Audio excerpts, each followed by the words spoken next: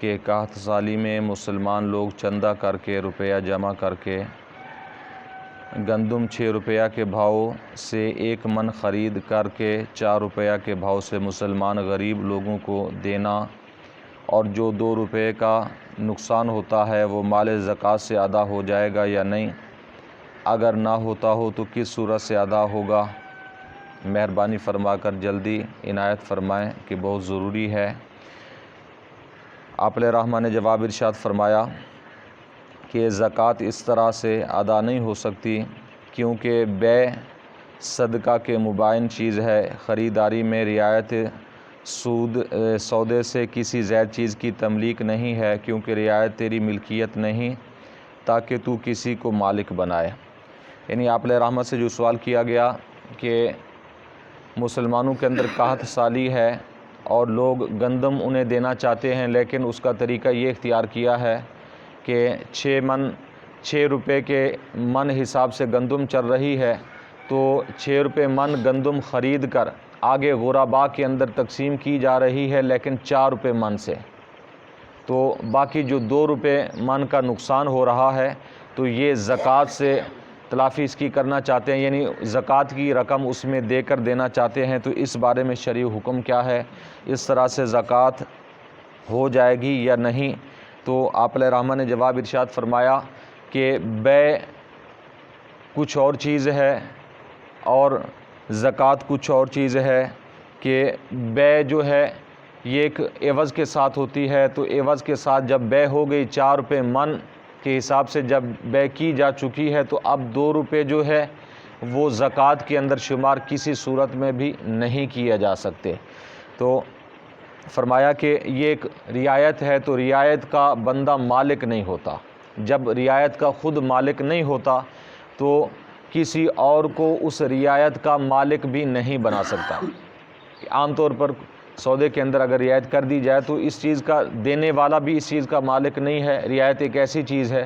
تو شریعت میں حکم یہ ہے کہ آپ بغیر کسی سے کچھ عوض لیے، کہ جب عوض لیں گے تو وہ بیع ہو جائے گی۔ تو یہ ایک شرعی طور پر یہ اصول بتایا گیا ہے کہ بغیر کسی چیز کے عوض کے آپ کسی فقیر کو اپنے مال کا مالک بنا دیں تو جا کر زکوٰۃ جو ہے وہ ادا ہوگی۔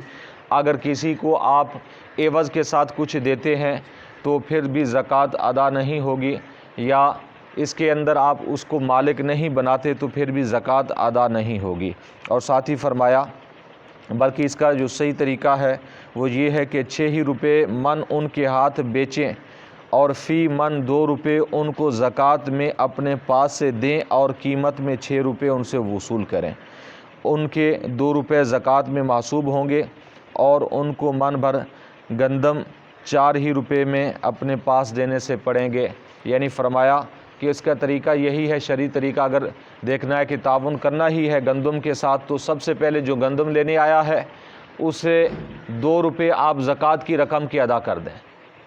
پہلے ہی اسے زکوٰۃ کی 2 روپے ادا کر دیں، تو جیسے ہی وہ گندم خریدے گا تو آپ سے وہ 6 روپے کے عوض ہی خریدے گا۔ تو اس طریقے سے جو ہے زکوٰۃ ہو جائے گی، زکوٰۃ بھی ہو جائے گی اور ان کی خرید و فروخت بھی ہو جائے گی، ان کے ساتھ تعاون بھی ہو جائے گا۔ تو اس طرح کے کچھ مسائل ہوتے ہیں کہ جنہیں شریعت کی جو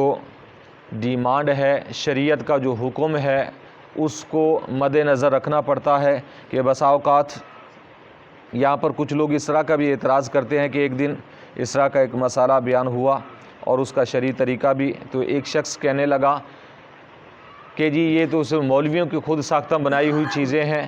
کہ کان کو سیدھے ہاتھ سے ہاتھ لگائیں یا الٹے ہاتھ سے آگے سے ہاتھ لگائیں یا پیچھے سے ہاتھ لگائیں، تو کان کو تو ہاتھ ہی لگانا ہے۔ یعنی یہ لوگ ایسی مثالیں دے کر، تو شریعت کا جو حکم ہوتا ہے وہ حکم ہوتا ہے سر آنکھوں پر، اس لیے اس کے اندر کوئی ہیلا بہانہ ٹال مٹول نہیں چلتا۔ تو میں نے اسے جواب یہ دیا کہ اللہ تبارک و تعالیٰ نے جیسا کہ صبح کی نماز ہے اس کے اندر 2 رکعت فرض کی ہیں، تو 2 کی جگہ 3 پڑھ لیں، کیا ہے تو نماز ہے، ہو جائے گی نماز۔ کہ نہیں ہوگی، تو پھر اللہ کا حکم 2 کا ہے، چاہے آپ 2 کی جگہ 4 پڑھ لیں، 6 پڑھ لیں، 10 پڑھ لیں۔ حالانکہ عبادت کے اندر زیادتی کی ہے، لیکن یہاں زیادتی قبول اس لیے نہیں ہے کہ یہاں اللہ کا حکم نہیں ہے، جتنا حکم اللہ کا ہے اتنا ہی، کیونکہ یہ اللہ کی فرما برداری اتنے کے اندر ہے۔ اگر آپ اس میں کمی کریں گے تب بھی آپ اللہ رسول کے مخالف ہیں، اگر زیادتی کریں گے تب بھی مخالف ہیں۔